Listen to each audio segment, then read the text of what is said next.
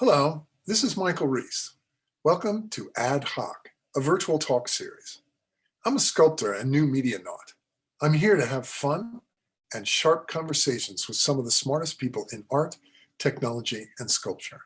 My interests and those of our guests will range far and wide and focus on making and the artist's role in our current era. We'll be talking to artists, curators, designers, and more. Welcome to Ad Hoc.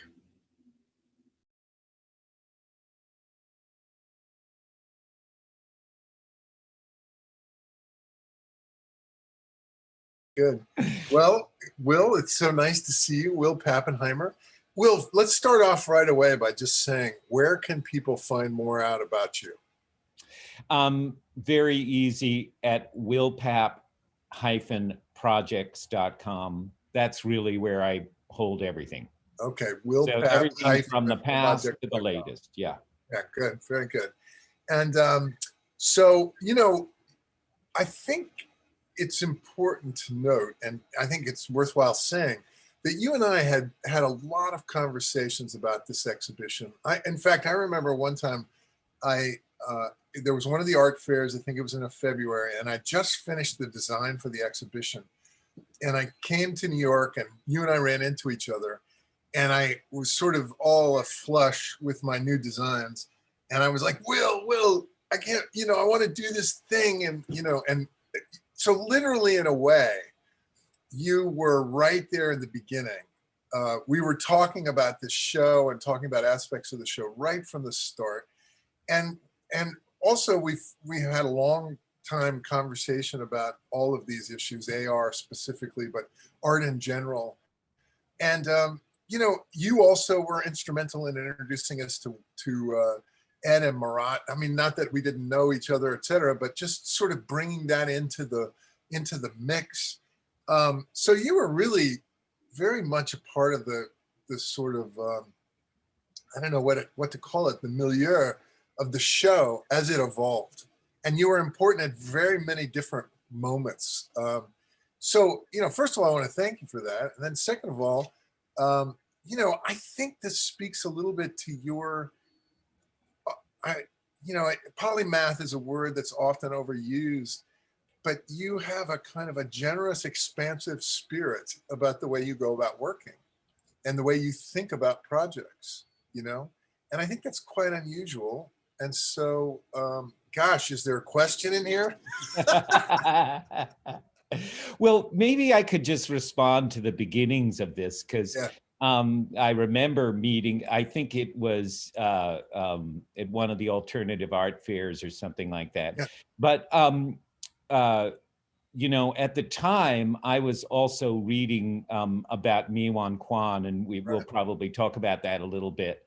And first of all, I should say that I have admired your work. Even, when I first saw it, I suppose it would have been, through George Fifield and then saw it online in the mid 90s. So it goes kind of way back. Right. That's right. George Fifield, the curator from Boston Cyber Arts, was the person that really introduced us. Right. And then you moved to New York, and that was the first time we'd met physically. Yes, in person, yeah. Yeah, in person. But. And so when you were talking, and you told me your beginning ideas for the sculpture that you were going to be doing, which is behind you in the image, and I thought this is fantastic. In fact, and then you sent me a few of the images of it, and I thought, what a wonderful way to expand on the idea ideas you'd been working on virtually. And your dialogue between the virtual and physical has always, I've always admired it. Thank you. And it's funny, we talk about post-internet art as, with questions about it, but that dialogue has been with you for a very long time, actually. That what is in the virtual world is as much part of the real world, which is probably why you got into AR too. Yeah. But then the next thing I was thinking about at that time, and you proposed the idea of very quickly of using the images off your sculptures to generate the AR. And then that's what led me into the concept of a parasite. But that was also, that was also Miwan Kwan, a playoff site. And then I was also thinking, because you and I talked a lot about how as soon as someone showed an AR piece, the anti-technology folks went, "Oh, you're ruining this artwork," or you know what I mean? Yeah. And you've told me very high up people who've told you that, right? I mean, some very high up art curators. Right. And that was our experience as Manifest.AR, the very early, essentially international collective, was this idea that, the virtual arts were not high art somehow. Do you know what I mean? And I suppose something that unites, I think, you and I, is where there's a part of us that is, rebellious. Yeah. Like, we don't like to just go along with everything. And I suppose we like to push the boundaries of what we consider art. And certainly your work has pushed the high-low issues really, really well. Your clown as the sort of emblem of this insurrection. I shouldn't use that word today. No.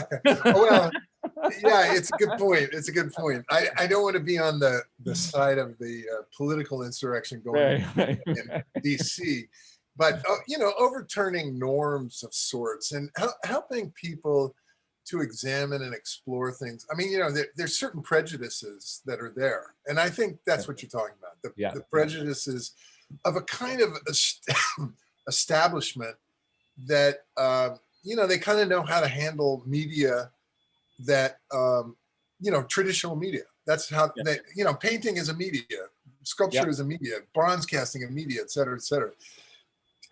But they're unwilling to explore or go further, and that's just sort of the nature of, I guess it's not a single institution. It's sort of the nature of a kind of communal thing. Like, why mess up a good thing? Like, if it ain't broke, don't fix it, kind of thing. And I think that's an important part of or I was going to get to this, like even when they do a project promoting by they, it's a loose thing to kind of throw a blanket over everybody and say they. But when they do a project with AR, they don't reach out to the people that are expert in AR who've dedicated their lives. And I'm referring to the downtown show that we've talked about a couple of different times, that was Creative Time partnering with Apple and maybe a couple of other technology partners. Are you thinking of the new museum? And, New museum, right? Right. Yeah, and that new museum, I think it was called What was it? Art Walk or something, which was a wonderful exhibition. Wonderful. Go on. Yeah. But at the same time, this frustration that people that have been working in this media, it was presented as if these groundbreaking artists sort of discovered AR and then did a project downtown at the new museum, right? Yeah. And when there'd been a whole body of knowledge, at least starting from 2010, very documented with Manifest.AR, right? Which you're a founding member. Yeah. And three other people in the show were founding members of Manifest.AR. Yeah. And then, it's the art world sort of brings these more accepted, more understood characters into that dialogue. It's kind of frustrating, right? Frustrating, but it shows a little bit the nature of that structure. And it's a profoundly conservative attitude. Yeah. Don't you think? Yeah, I mean, other people would explain it by market. Yeah. Another artist in your show is Claudia Hart, and her theory is that it's a market issue. Do you know what I mean? Whoever has market capital is going to be introduced as the first use scenario for new media. But it hasn't always been that way. And I think one very good analog is the emergence of video art, because that wasn't necessarily all well-known blue chip artists at the time. They took on this, even people like Bill Viola wasn't my favorite, but you know, from nowhere, but they did have strong ties to the art world, you know what I mean, and curators that were willing to show that work and put it into museums. So, you know, you could say that they're not going to introduce really probably till later when, you know, art historians actually go back through the sequence of events. But, you know, that's part of, I think, what governs those things too, you know. Sure. It's also categorization. Artwork loves categorization. Yeah, right? they love categorization. rigid categories. Yes, yes. And some of the idea of Parasite, and I was going back over or listening to you yesterday talking, I don't know if it was recorded, but you were going back over your exhibition here, and you're talking about how you were using AR here. And I thought it was wonderful. I didn't think at the time, you know, so much at the time that each of the things you chose was in a sense parasites, or certainly things that had a symbiotic relationship with human. Yeah, that's right. Yeah. That's right. I didn't quite use it. I used the word commensal. Yes. Because there isn't a human environment that doesn't have these animals, right? And so that was always you know, so these are our partners, so to speak, you know, and Parasite always has a bit of a negative connotation. Yeah. And but really, if you go back to the roots of the word in Greek, it means alongside of, next to, around. Para does. And it doesn't, you know, it came to mean something that might affect the host to its detriment, right? You know, in a host-guest relationship, right? And you know, it came to mean that. But in this case, I didn't see it that way. I saw it as opening up possibilities to, you know, venues, portals, you know, connections to other places, other things, other works, you know, and if you invite the parasite in, it's kind of like a vampire thing. I invited the vampires, and they had a good time. I think, but that was part of, I would say, you know, talking about Manifest.AR in 2010, that, you know, to some extent was actually pretty much the same time you and a group of artists also did the exhibition Fake, right? It wasn't long after that. So you right around that period.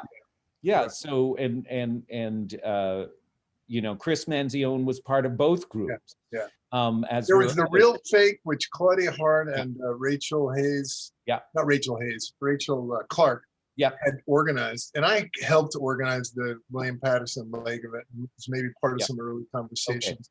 And then we made a show called The Really Fake, which was an AR show, and Chris Manzione was in that, and Rachel Clark was in that. I was in it, and that kind of wonderful artist from Canada that I'm forgetting his name, McLeod, forget his first name, but several other people too. And so we were, you know, I mean, I feel like AR was one of those technologies that it was immediately apparent how powerful it was, and you know, I was like, oh, I could use this. I can do something with this. This is amazing. You know, and I imagine you felt the same way. Yeah, I probably came to it slightly differently, in the sense that at the time I was doing a lot of works that used the internet. They were often data driven, but sometimes you know, image driven, and they were installations that would be affected by participation on the internet. You know, public mood ring being, you know, a public form of the mood ring that you could, you know, sort of analyze your emotions from the news and so on. But also, and that led, so I was always interested, not completely in the virtual world, but the interface between them and how they work together. And even in the 1990s, when I first got into working with the internet, it was with internet video, and it was the whole idea of webcams. That was my thing part of the using webcams and so on. So I saw that as the next form of video. And I was also in my first teaching job in Florida, so I felt somewhat isolated. And therefore, but I didn't know a lot of technology at that time. So everything I made was taking something virtual and making it into a physical project, okay? So, and I actually used very low tech materials like pom-poms and so on to create the works that I would create, but they were all based. But by chance, do you have any pictures that we could post? We could share the screen and you could post? Yeah, I can look at them while you're talking. Yeah, it's sort of an impromptu request. I'll grab some of them while we're talking here. But at the same time, what you're saying is that you were really involved in making the virtual physical. Yes. And that was really important to you. Yeah. Right? Yeah. And the interface, because borderlines are always, to me, the interesting place. Yeah, right. And I have to say too, my education, which was in the 1990s, was very influenced by postmodernism, identity, the rise of identity politics, queer theory, feminism to some extent. That was my education in the into the 1990s. So you know, I was always looking for that kind of deconstruction of various systems and so on. Right. That's how I got my jobs, actually, was my knowledge of those movements and those issues, really.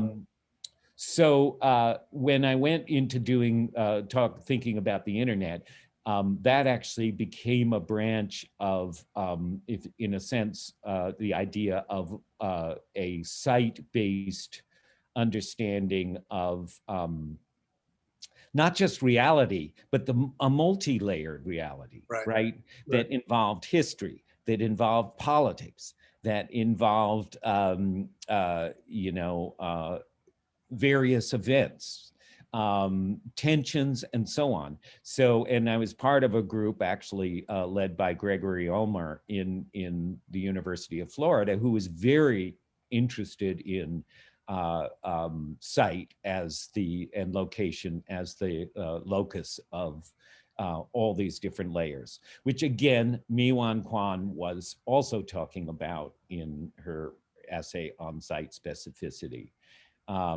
So when I came to sorry, you said that was Gregory Ulmer? Yeah. And I think, yeah, he's the, I think we talked about him with John Craig Freeman, right? Yeah, you probably did. He coined the term electracy, right? Yes. Yeah. Yeah. But one of his things, really big things, was what he called choreography, which is, I'm not going to get into describing it, but it's because it is somewhat complex, but it is the idea of location as the intersection of so many different issues. And that's why site became for me you know, and then we started to marry the idea of website with site. Do you know what I mean? And Christiane Paul talks a lot about, you know, when she talks about AR, the predecessors in terms of many of the artists, digital artists online doing site-based, location-based work, either with data or, you know, with transitional issues and so on. So that's how I came into it. I would say with one other thing, and that is, both John Craig Freeman and I got very interested in Second Life, okay? He first got interested in it, and then when I saw what its potential was, I got interested in it too. And the thing that really got us, I think, into AR, certainly me, was we did a project called Vertiflaneurizine, which was both the idea of a real drug company as well as a virtual one in Second Life, and the idea of the company or the medical concept was that it was a way of dealing with your addiction to the internet.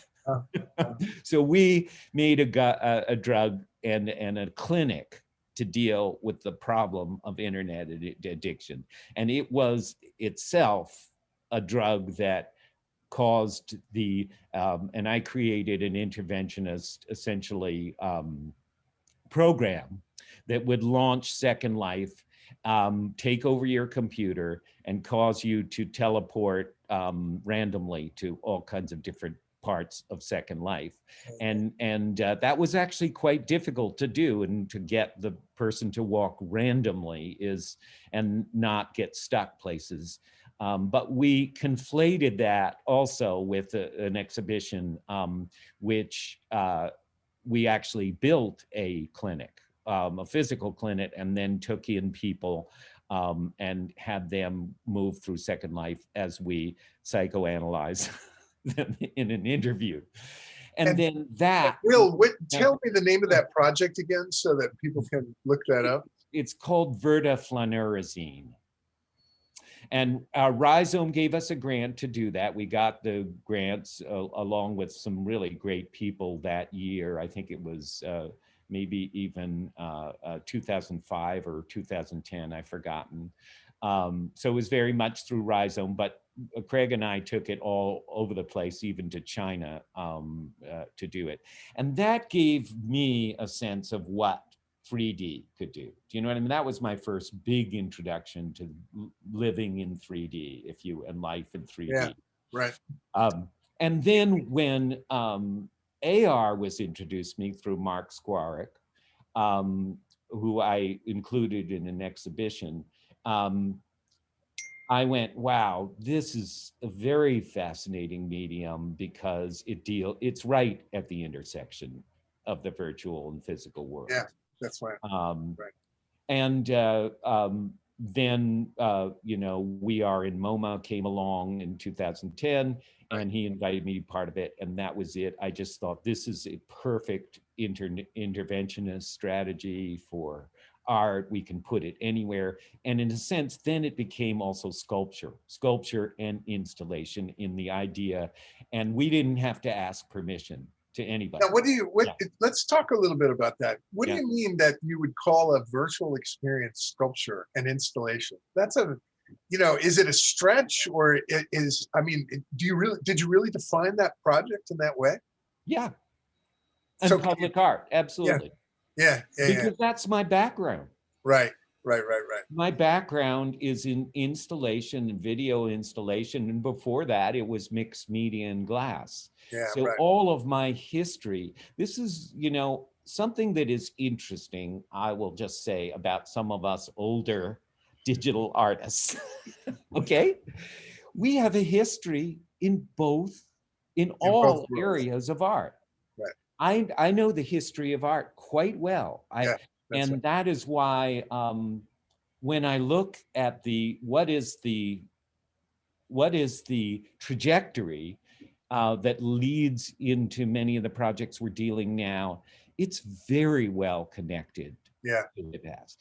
And I'll never forget reading the Cyborg Manifesto by Donna Haraway in my postmodernist class at the end of it, as the jumping off point to in a sense, the end or that moment of criticism. And I wasn't making any internet art. I didn't even know about internet art. I'm not a first generation internet, or you were probably doing it before I was, but everybody in that seminar was riveted by it, but very few of them went to digital media. Right. But that's why many of the issues that had to do with I think also with digital art seemed very prescient, even to me at the time. Yeah. Aside from being an upstart and always wanting to try and go where nobody else, or let's say fewer people, like to populate. Yeah.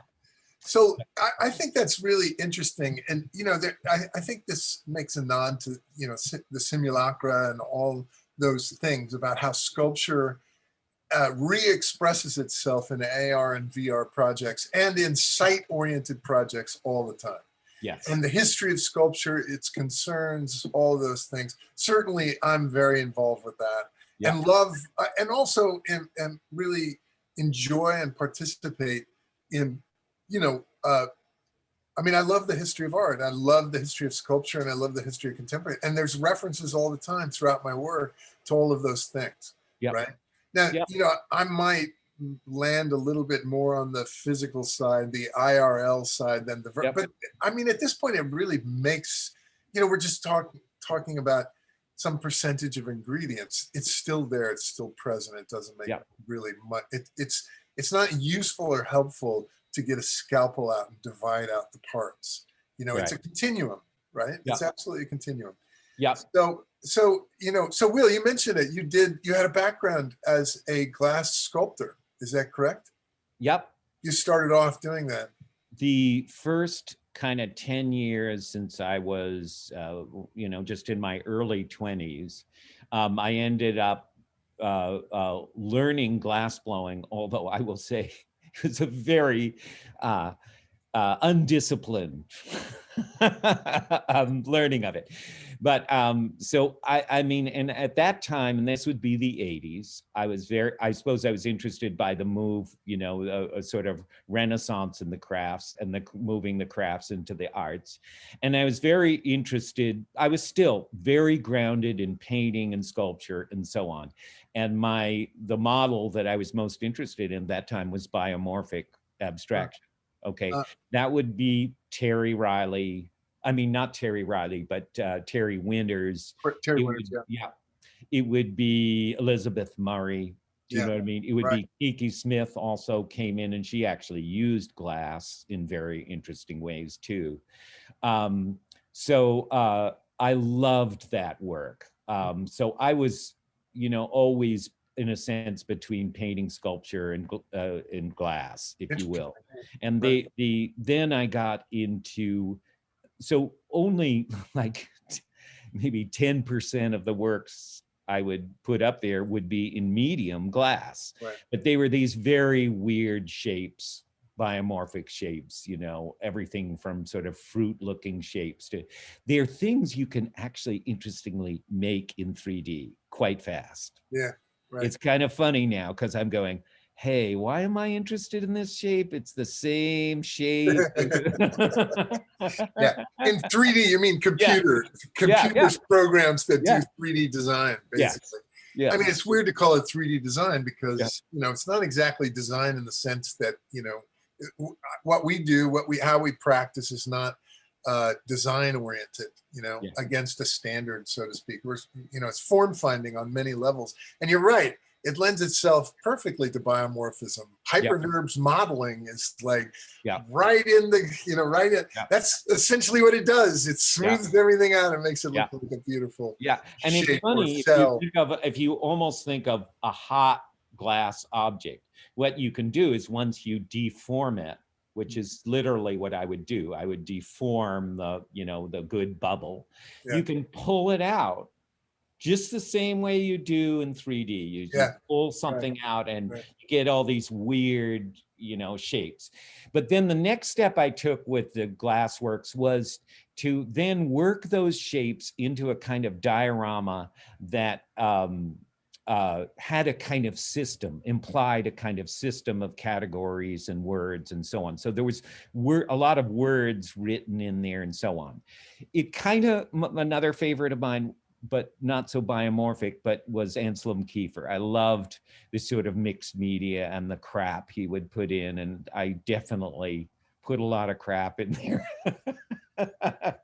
And I would make these actually sometimes huge pieces that were plaster and glass and everything, and I'd have to crate them. And that was a time when you could literally drive your crate to the airport.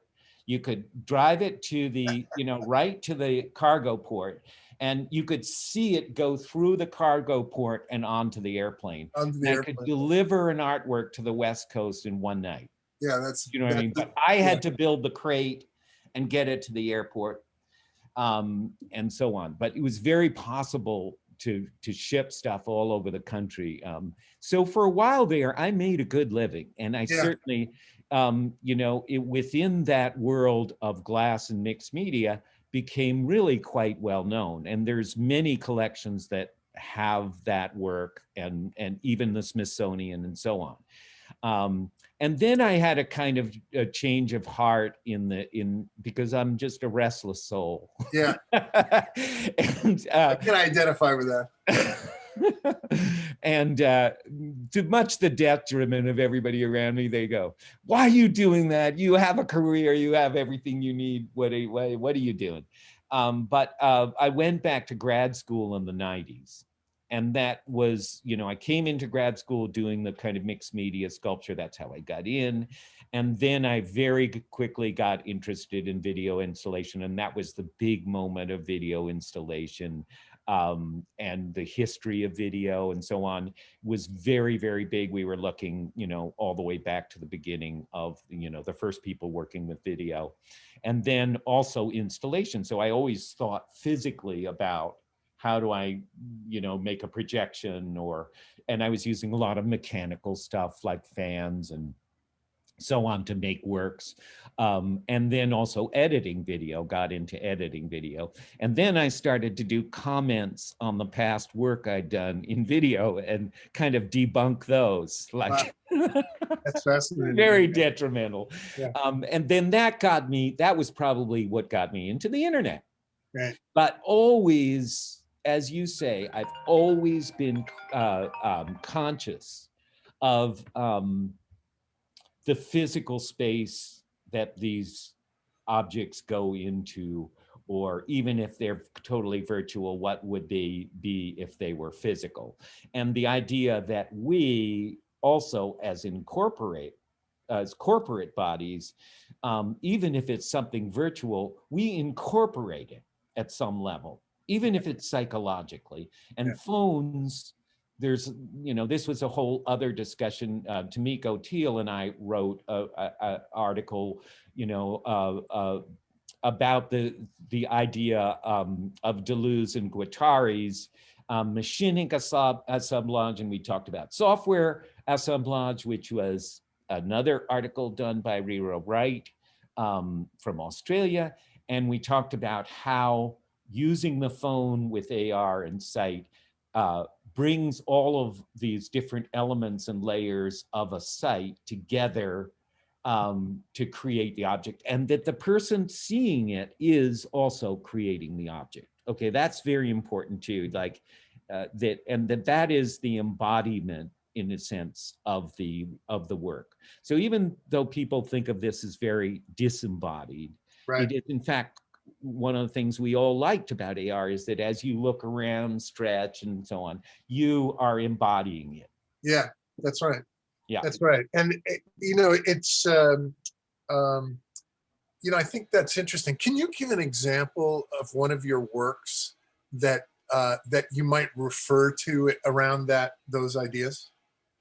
Yeah, I mean, there are a number of them. I mean, one might be, aside from Tamiko and I did a work together called Biomorphism, which was this citywide project with that instantiated AR works as a growth, the idea of invasive growth. And there's the idea of invasive and parasite and so on. Right. But another one I might mention would be Skywrite, which is a project which I'm still doing, still have requests to do, which was an AR project whereby at a certain location, if you look up, you see skywriting, and it's all virtual. It's essentially written into you know, an image that is floating very high up, even according to the virtual world. And I even made that interactive so that people could write and draw their own stuff and then see it up above the sky. Right. And one fun project, or one of my favorite projects, was Sky Petition City, done in Washington, D.C., which is how I got to really know Washington, D.C., because another aspect of site-based AR,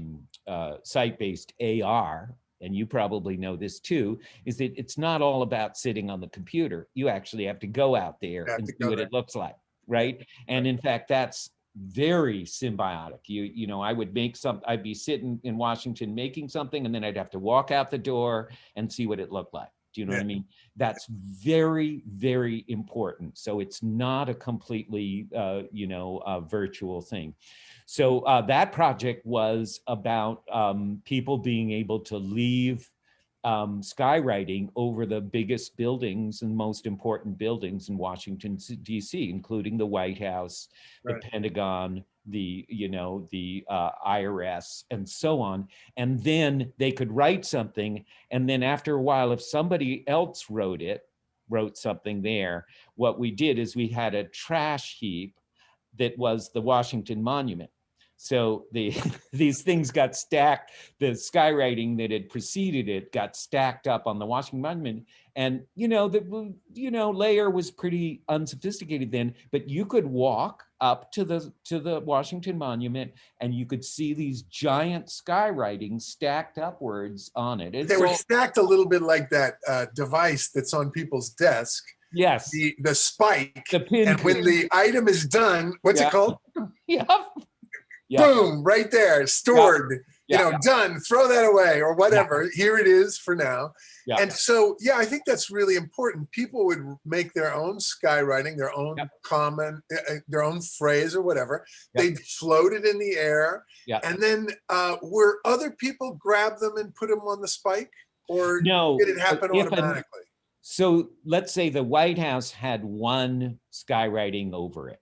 And if someone else, you could select what building you wanted to put you would draw something or write something, and then you could select the building. And you could select the building to put it on. And so essentially what would happen is you would replace the previous skywriting. Okay, that was the only way we could figure out to do it. Exactly. And so then it would come, then it would come onto the Washington Monument. To the Washington Monument. And really, it was really, there was a lot of elements that were quite beautiful. And going to the Pentagon was quite risky. Actually, I had to figure out a parking lot to get close to it. And certainly me going out there with all these iPads and things like that looked rather suspicious. And one of the funnest things, this is really my favorite things in public art and putting things in, in different places. What are the comments? What are the results of what you get? And one of my favorite things is somebody in the Pentagon wrote above the Pentagon, "I deserve a raise." I heard this, that definitely it was somebody within the Pentagon. Wow, that's amazing. So there were, and not all the thing is you open up stuff to to anybody drawing or writing. Not all the stuff looks great. Not all the stuff, is, in fact, there could be very dangerous things sort of written at this point. I'm not sure what would happen right now if I made this available to people. But the interesting thing is how well I got to know Washington. So all this stuff that's happening today, I know what that walk is. I did the walk up to the Capitol many times. I mean, I think what you're talking about, which is really so important, is how the virtual became another way to know the physical. Yep. Right? It didn't supplement it. It didn't exchange it or deny it. It just became a richer way to engage reality. Right? Yes. And, I think, so, in your project for for the synthetic cell site and Parasite, you did two different projects. One was called Angsty, and then the other one was called, I'm sorry, I'm forgetting the name of it off the top of my head. Everything is okay, I think. Everything is okay. Right, right. So tell me a little bit about those and talk about that sculptural element condition, and because both of those have very strong sort of references in a way to the past And yet they're very much of the moment, of the right now. Yeah. Well, first I would say that, again, this is a little bit of a hats off to you, because initially I wasn't so interested in image launched or object launched AR. Okay. You got into that quite early on. And at first, because I was so involved in site-based work, do you know what I mean? I wasn't interested in generating particularly something off an image. But as soon as Apple really made that process sophisticated, and you had, you could really put sophisticated imagery, that kind of opened up the door for me to be able to do things. And then I started, this also has to do with some of the writings, you know, Lauren Cornell's book. You know, Will, I'm just going to show the images that I have of your piece while you're talking. Yeah. Cool. So go ahead, Cornell's book. Yeah. Yeah. They were talking about the object as now having a whole internet component to it. So this is the idea that you have, in a sense, an animated object, right? And a virtually animated object, even though it's physical, it has these layers to it again. So when you're, you know, working with your project came along, and, you know, was some of the first time I started to use images as a way of launching something. The other thing that became possible was to use a figure, right? To bring back a figure into the mix here. And this was actually, this work is still going to be exhibited in another form in terms of an exhibition this spring in Boston at the Alpha Gallery.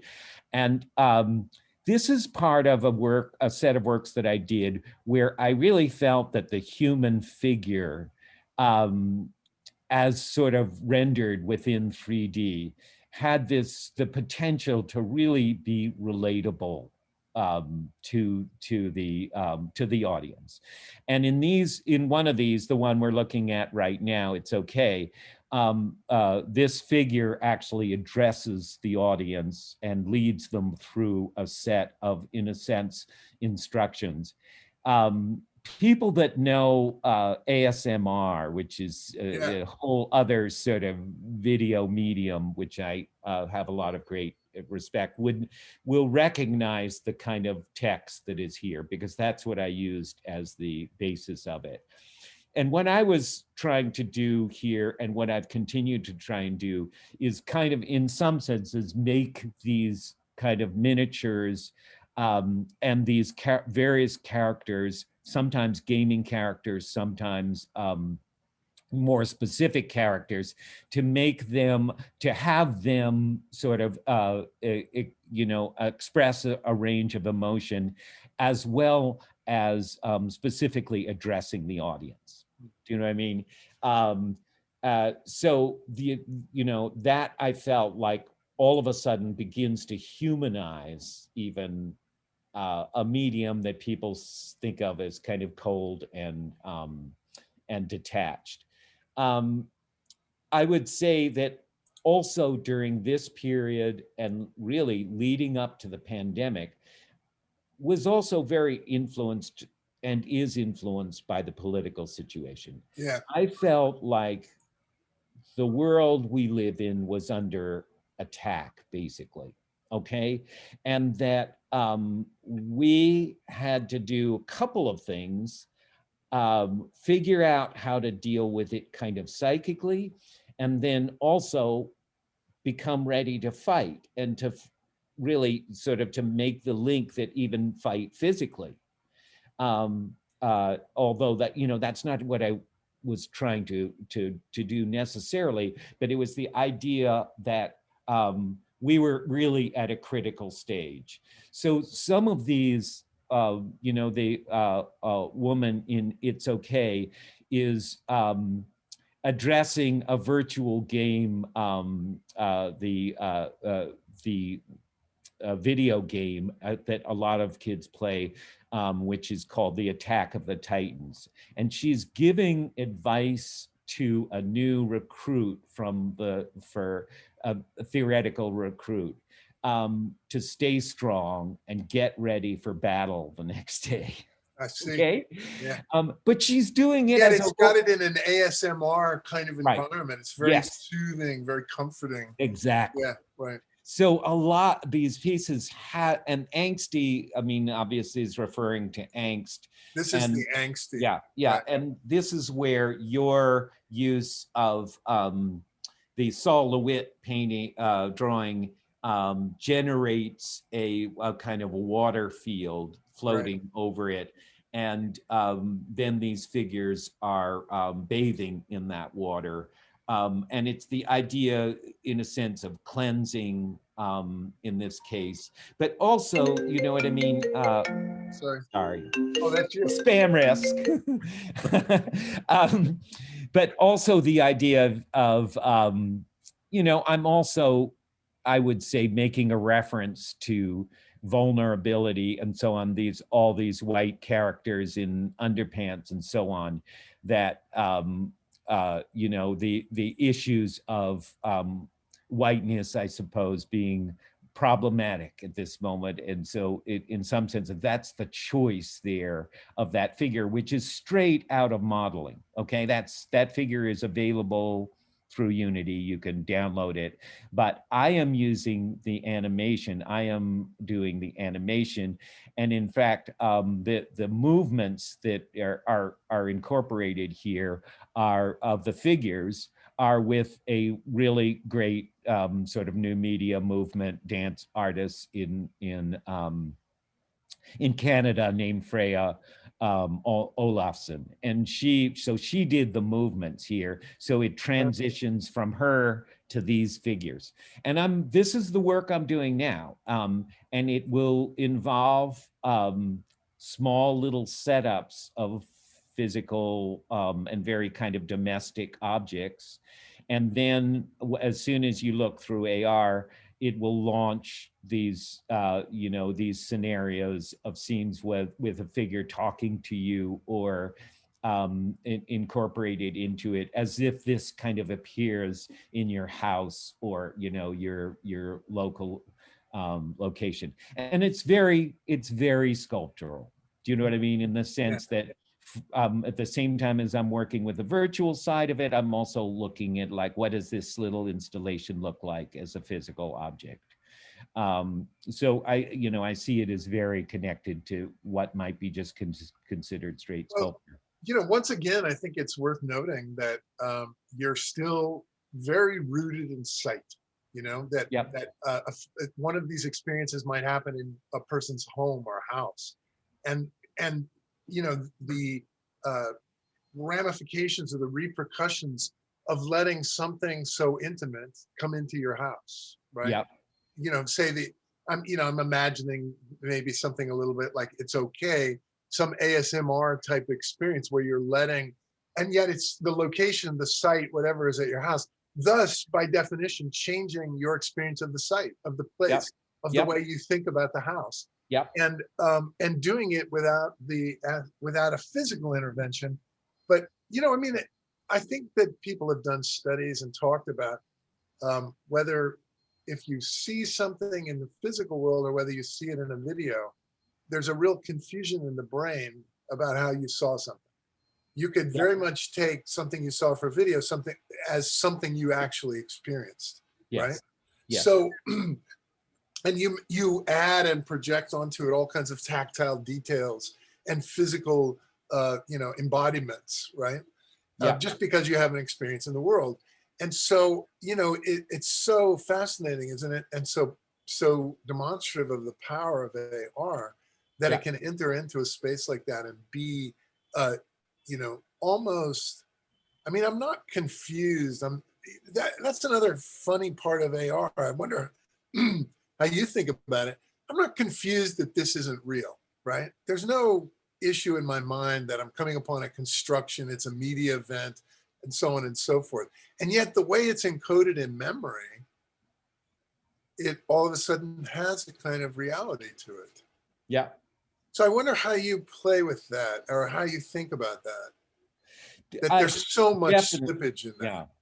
Yeah, there is. And slippage is a great word.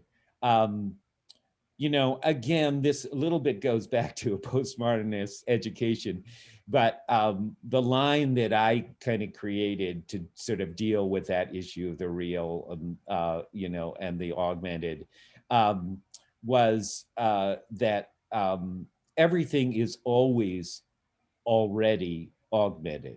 Yeah, right.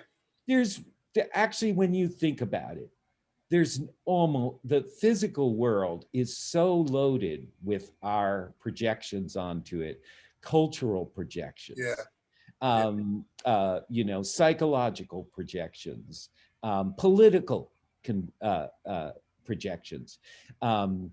You know, some of the people that have used this also for identity, the body is a site, and that again is a we learned from postmodernism. We were talking about the body as a site, very much as a cultural site, very much in the 90s. I mean, that was a really big issue in the 90s, and that carries over to this, you know. So, you know, the idea that that there is a physical world, and that with augmented reality, you're putting something fake over it, was actually very debunked in the 1990s, and certainly with postmodernism. You know, the idea of essentialism and so on, and that the physical world is essential. There's something essential about it. There's so many different perceptions we have of the physical world around us. And again, look at memory, right? When we look at an object or a place, are we really seeing that place? I mean, there is an experience we have, you know, with a wind that blows, or if somebody interferes with it at some level, but we're also looking at our memory of that place. Oh, yeah. Well, you know, there's this, you probably know the work by Don Hoffman these days called the Case Against Reality, right? And, you know, of course, we're at the very best, we're tapping into a certain bandwidth, the window bandwidth of spectrums. And that's what we perceive as reality. How could that ever be real? You know, that is our instrument. That's the reading of our instrument, not the, you know, certainly there's some stimulus outside that sparks us up. I think this is fascinating terrain, but I think that what's amazing about AR is that it engages it directly, and it forefronts that issue. Like, for example, you could say the same about any sculpture, historical or otherwise. And, you know, the David in Florence, I'll never forget the first time I saw it.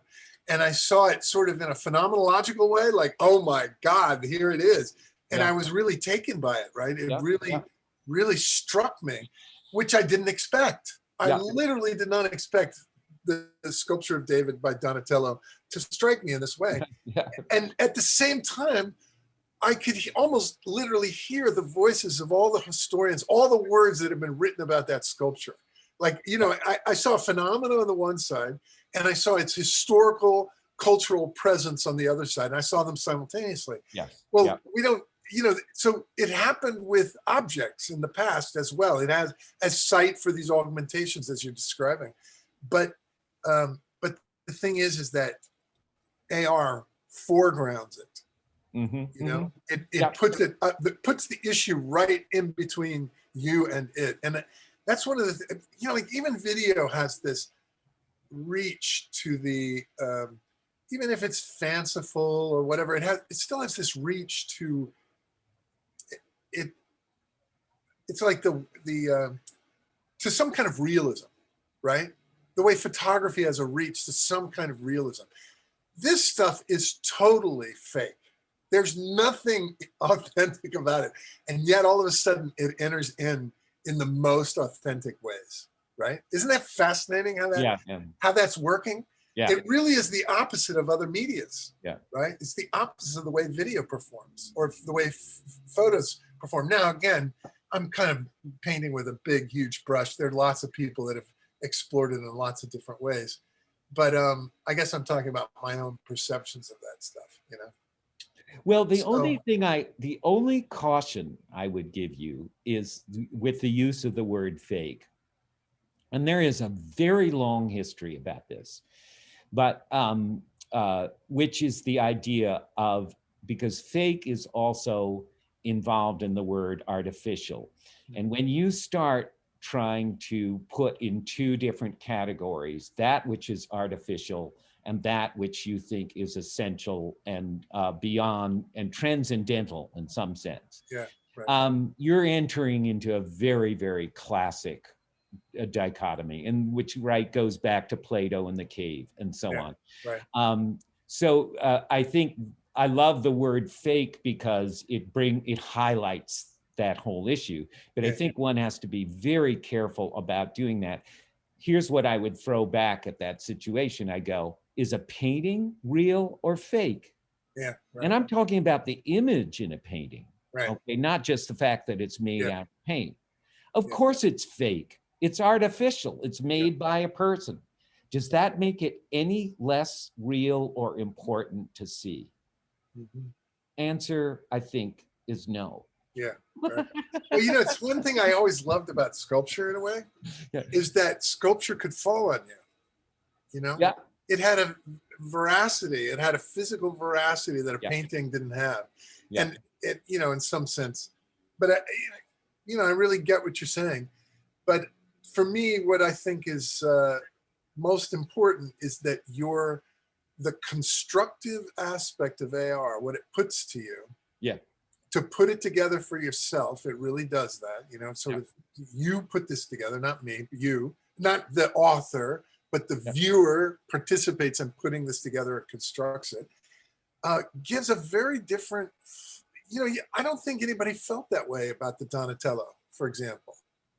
People weren't putting it together on the spot for the first, you know, they, or maybe, you know, maybe, all right, I'm running myself in circles here.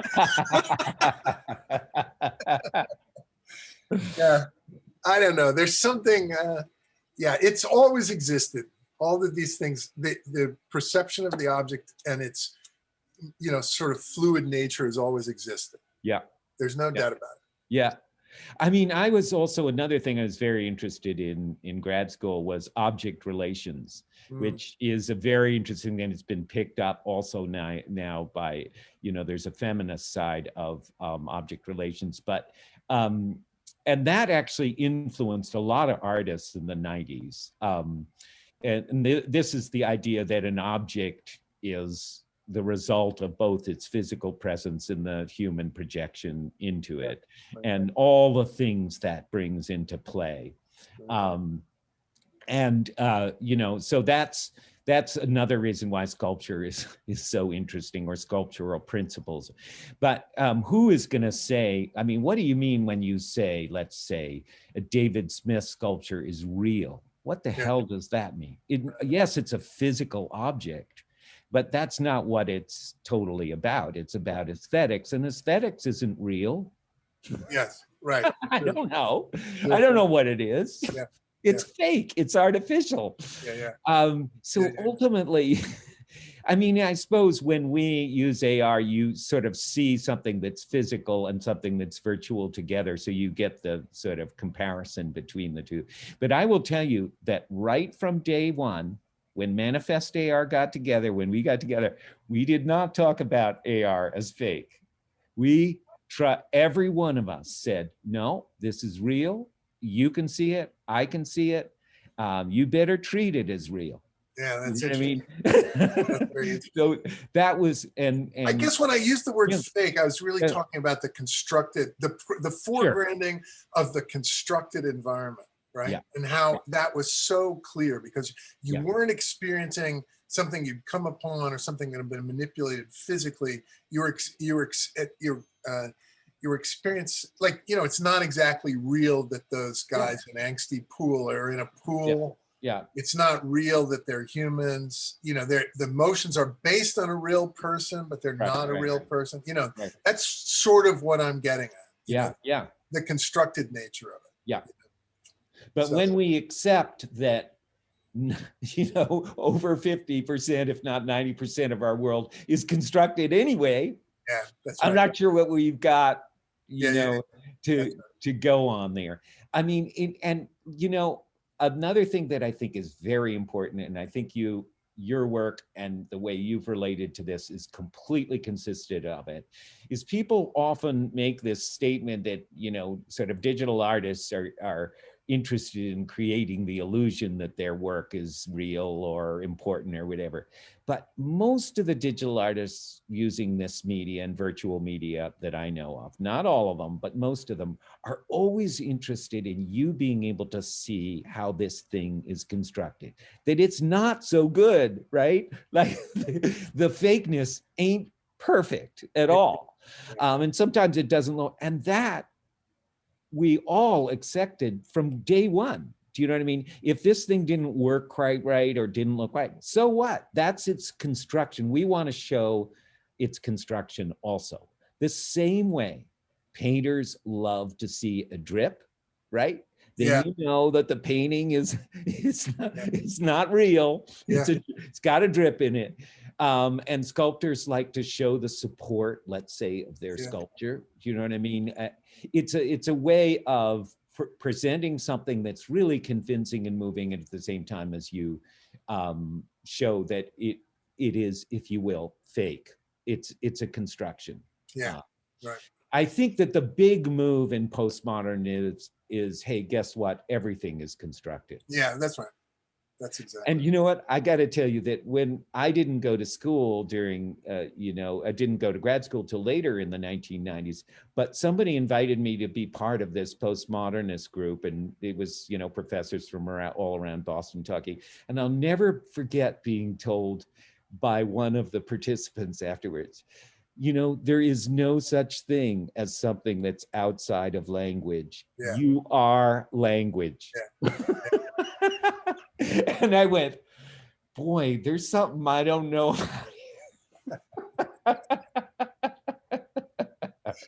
Yeah. Well, that's what good thinking should do. It should displace you to the extent that you're like, wow. Yeah. I've been moved off my dime. Yeah. And I mean, when we also talk, right, and I'm sure you know the history well enough to know of conceptual art, of course, and the idea of the discarding of the object altogether, you know what I mean, that everything became text. And I think, like, I see all of us as much more as post-conceptual. Yeah. Right, because we actually love the physical object, if you will, or the. I wouldn't want to throw the baby out with the bathwater. Yeah. I love we conceptual want it to art. have an underpinning also that is in a sense non-physical, or it's not about the eye, being pleased all the time. That's right. So yeah, you know what I mean. That's another wonderful. Well, Will, I think we're coming to the close here, but in short, remind everybody again where they can find you. WILLPAP-projects.com. WillPapProjects.com. And I've got as much as I can get on that site. And it's an old website from the time when I have to construct it. Right. So you're still constructing it. You're still building it. Unfortunately. That's great. But I got to thank you to Michael for having this exhibition too, and say that it really was a magnificent exhibition. I mean, your projects here, the idea to have other artists, jump on and create other works. It really, as far as I'm concerned, it's groundbreaking. You have also been groundbreaking because you saw this stuff at a very early point. Yeah. So thank you, Will. I really appreciate it. And it's a mutual admiration society, because I mean, every time you do a project, I'm like, oh my God, that's amazing. That's so cool. That's, like you did the cars parking in Boston. You did the drug project at the closing of the Whitney. I mean, over and over and over again, you have a real wealth a real depth of ideas about how to use this technology, but not only use the tech, how to make art, That's where your depth and, you know, the well is. And I'm always following you and always appreciative of the work that you do. So very good. Excellent. Thank you, my friend. Mutual admiration society. There's so many going, talented people in the world. Isn't it amazing? It's so many good people. But anyway, be well, my friend. We'll talk All right, soon. you too. Take All care. right. Cheerio.